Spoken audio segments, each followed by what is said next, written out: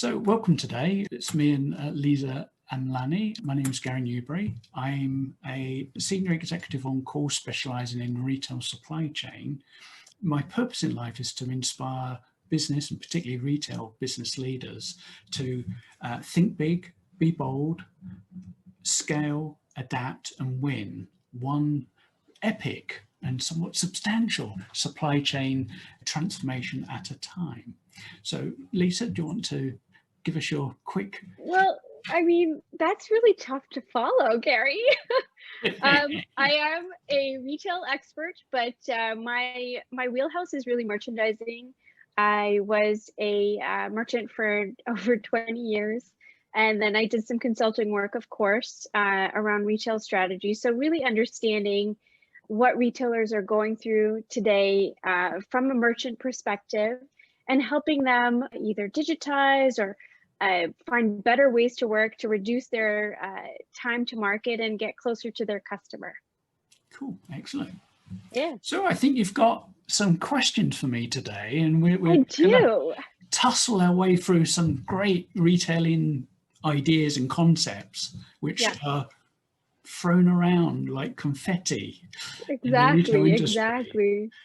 And so what I'm going to ask you better not pick it up, because somebody might actually ask you, if it's me, ask you, what the heck are you telling me?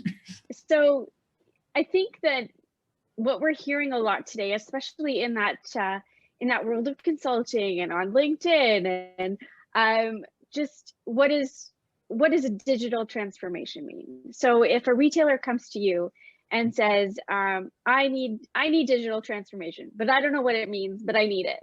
What does it mean to you as the exec on call? I'd like to think of this in a sort of really basic way, because we can get confused. As soon as we put digital in front of somebody, we kind of think immediately, we leap to our go-to is technology. We need some of it, we need loads of it. We need, if we've got some, we need even more. The whole purpose of a digital transformation, I believe, as a simple working sort of definition, is that it's a transformation a business needs to do to keep relevant in its marketplace and have it relevant for the digital age. And the digital age actually started broadly about 2007, 2008 with the advent of the iPhone. But it took some time to kind of percolate within the consumers for them to say, oh, I can actually do things. And of course, they're often a restricted capability to do things online, but the pandemic seems to have accelerated that in a great way. But a digital transformation will be a transformation a business needs to do, and it could be the business model, the propositions, maybe some part of the technology strategy, infrastructure that needs to move forward for us to have the capabilities to remain relevant in our marketplace, in the eyes of a consumer, for the digital age. Well, for me, what digital transformation really means is to simplify the way that you're doing your work and the way you work, and using and enabling technology to do things differently. When I think of retail's digital transformation, especially over the last 12 months or so, what we're seeing is that customer behaviors are shifting, and they're shifting very, very quickly. How a retailer would react to that would be, they're going to go cancel their orders because they cannot shift what they bought so close to the season. And that's where speed to market comes in. So when you think about digital transformation from a retailer merchant perspective, we are thinking about digitizing the line plan, parts of the line plan, removing manual and redundant work and approvals. Oh, we love to have approvals across the board. We don't need those. Digitizing sampling, that's a great one, because samples not only cost so much money, but it takes like months for samples going back and forth with fittings and approvals and testing. So if you could digitize some of that. And then of course, digitizing the way that you actually go to market. So selling to wholesale. I think that PVH Group, so the Tommy Hilfigers of the world, Michael Kors of the world even, they do such a great job. Calvin Klein does such a great job when they go to market as a wholesaler, a lot of their line is actually digitized, and you're going into the showroom and you're just picking maybe fabrics, but you're not reinventing the wheel. So that digitization of certain processes could be part of a retailer's overall digital transformation. But it's really about simplifying the way you work. Yeah, and to an extent automating, but not necessarily, people conjure up when they say automating, they're thinking about, robots going around. But sometimes it's a bit more basic than that. We're just saying that all these manual things, that some of those that you alluded to, which we used to use spreadsheets and lots of people doing things and levels, as you say, of approvals. Well, just understand what it is, define what the process needs to be, put software on top of that, technology on top of that, and it becomes automated. So you start managing exceptions, rather than making the exception be like what we do around here. Yeah, but it's almost like you need to stop doing everything you're doing and look at things differently. How can you do things better? Retailers hate change. And the fact is that in most retail organizations, people are working in silos. So whether it's by category, menswear, it doesn't talk to women's wear, or bottoms doesn't talk to tops, or marketing doesn't talk to product development and product creation. So there's just not enough cross collaboration of teams happening to even understand what being customer centric means, which brings me to my next buzzword, let's call it, customer centricity. People love to talk about that. Tell me about your thoughts around customer centricity. Yeah, I think to understand customer centricity, we need to understand the alternatives so that people can kind of get a sense of, oh, that's what we need. We're not doing that. So there are kind of three levels. There's process centricity. So we focus on the process. The customer has to fit into our process, and then we're dead good at whatever it is we're delivering. We're very consistent. I'm hoping that we have very high quality around that consistency as well. But you've got product centricity or product focus, where you're saying, this is our range of product we're developing, but we're not really developing totally with the consumer or customer engaged in this process of ideation and formulation of products. So we kind of say, well, we don't need to talk to the customer. We kind of know what we're doing. So we're going to develop these shoes, dresses, whatever it might be, is spanners, wrenches in Canadians. I'm sure the customer will want this. When you have customer centricity, where your whole emphasis as an organization is to constantly research the target segment that you're going for, the particular needs or their behaviors or whatever it might be, that you've decided there's enough. If properly organized, there's enough profit in this segment, in this group of consumers, and their needs are constantly changing by day, by month, by event, by aspiration, by expectation. You're following that trend. You don't go and do the research and then say, right, we've got the whole thing, and spend 5 years of doing other stuff based on that research. You go back to and they've gone, they've changed. Their demographic has changed, their expectation, aspiration has changed. So customer centricity is not putting the customer at the center of the business. So of course, most people would be hard pressed to say we're not doing that. But when you look at the actual behaviors, they're not doing what I've just described. Yeah, I mean, I like the way you put that, but I would almost say you need to think about the customer differently. So in a lot of cases, you're thinking about your customer at the end of your cycle. So let's take the line plan and product life cycle, for example. Traditionally, you have your concept, you're working with your merchandising teams, your marketing teams, your product creation teams, and you're developing your concept up front. And then you develop your line plan, your assortment. And then at the end of that, after you go to market and you actually get the product on the floor, that's when you engage with your customer. So that to me is your customer is not in the center. Sure, you're thinking about them across every point in time. But if you look at it differently, where it's a circle and you have your customer in the center, and every single thing that you're doing ties back to the customer, and you're not waiting until the product's on the shop floor or in your e-com store before engaging with that customer. I'll give you one example, which is my favorite example, is when you use a customer, I get so excited, when you use the customer and their thoughts, and when you're validating product before you're even creating the product. So let's say I'm a a very famous shoe brand. We won't name who they are, but I'm sure you can guess. So let's say we're a product designer and we start to have these focus groups, and we put out into the world, let's say Instagram or another validation tool on social, to say, okay, what do you think of this design? What do you think of these colors?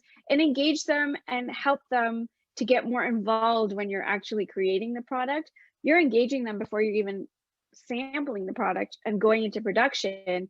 And you're going to save a lot of time because your customer is going to validate that product before it even hits production. And that's what I mean by getting the customer involved and in the center of your entire process. It's in that ideation process. That becomes the process. Right? Yes. We're ideating. Where's the customer? Bring him in. Bring him or her in.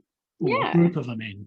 Let us work on this. What does this look like to you? What are you looking at? What are the things that are going on in the life which would distract you from buying our stuff? So how do we better shape this so that it remains relevant to you on your own customer journey?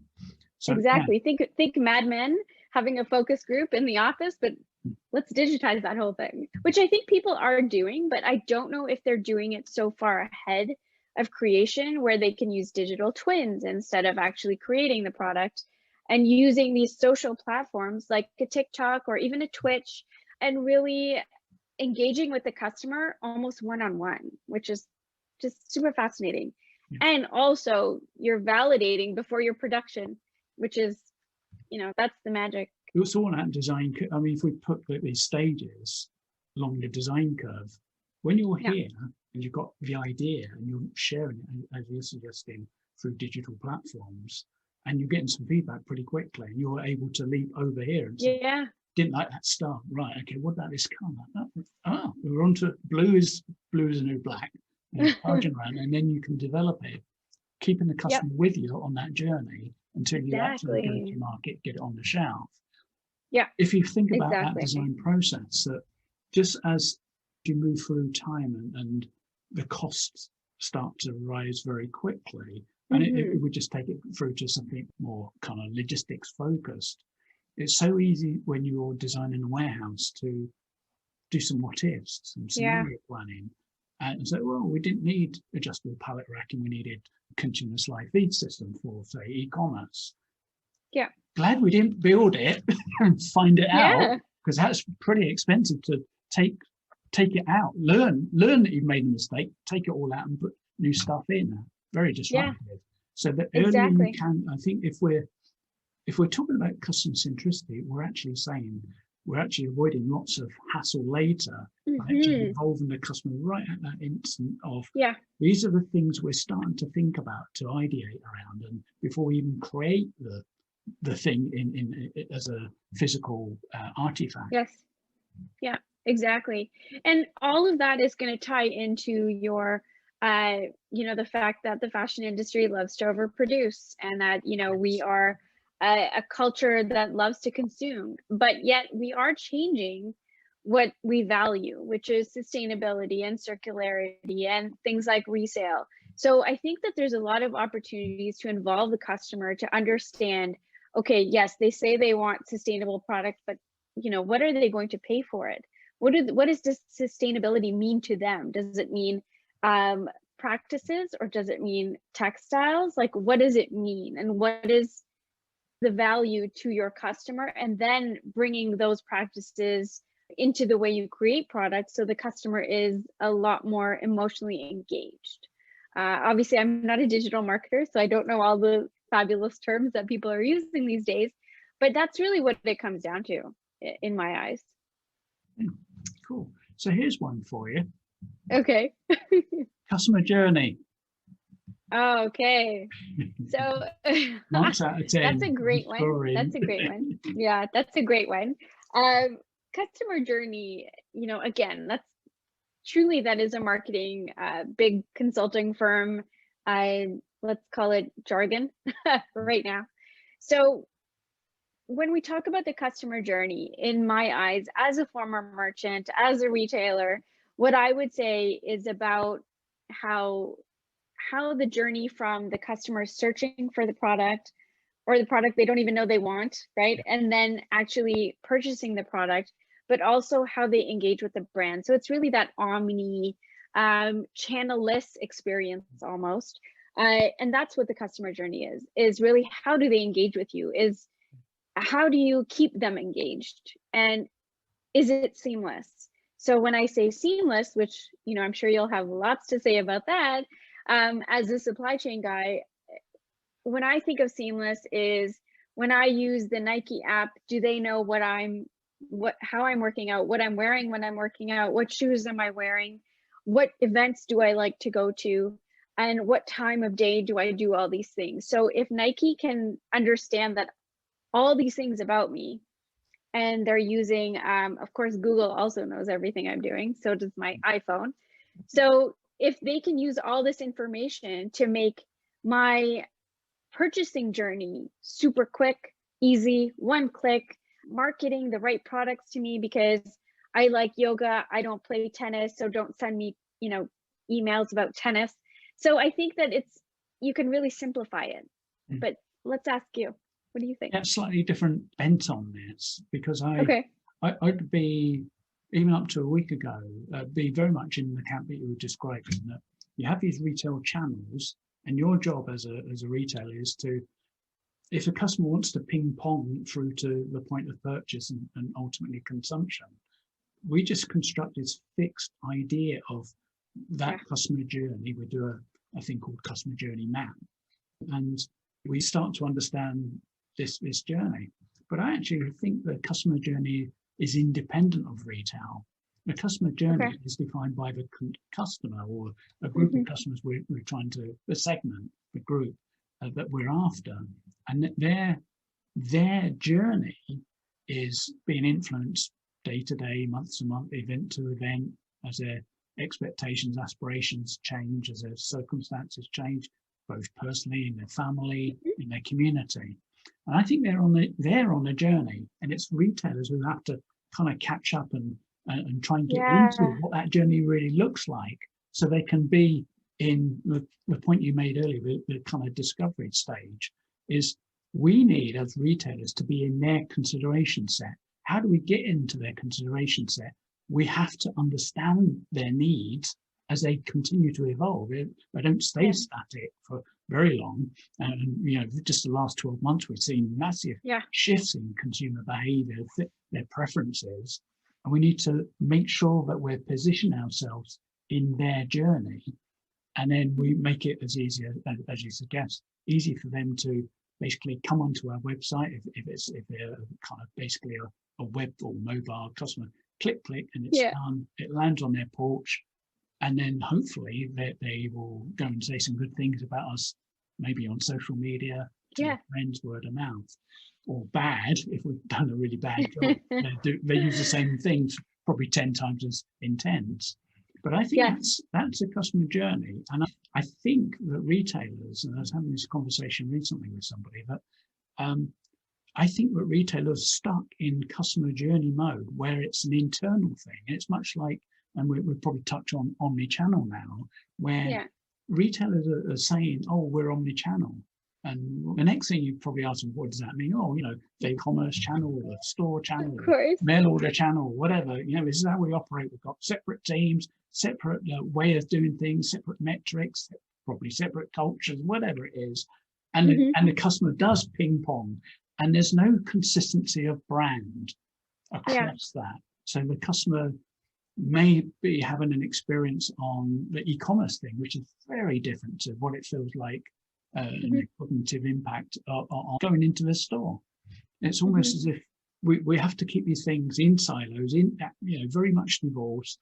That here's the e-commerce, there's the stores, there's the mail order, there's whatever it is, QVC, other, the TikTok shopping, whatever it might be. But the whole idea, I think, of omnichannel is to combine these into retail, into our brand. This is what our brand stands for. So this is a method of getting ourselves into that consideration set. If there's a consistency of brand and brand purpose, then Right. we probably stand a much better chance of winning Yeah. rather than Yeah. fall into the wayside. Actually, I almost think like you're making me think of this a little bit differently. I still stand on what I'm saying, but I think you're absolutely right. As most people, I live in a condo, I live in the city, and I will at least twice a week get calls from air duct cleaning services. And I know it's a big scam, but like, I live in a condo. Why are you calling me? You know, obviously I'm not as nice as them when I respond to them. But you bring up a really good point. And if, let's say, you know, I'm a Nordstrom shopper and I'm going through certain things in life where I need different products, Nordstrom should know that, because there is enough data to understand that I am not shopping for, you know, this happened to my friend, so this is not me, I'm just putting it out there, that my girlfriends, they had a baby, and the baby obviously came, and then they're still getting sent ads for maternity clothing. It can throw the customer, and you lose that loyalty if you're not using data correctly. That's an interesting point, because Target got taken to court by a father of Right. I think it was a 15-year-old girl, a daughter, Yes. who Yes.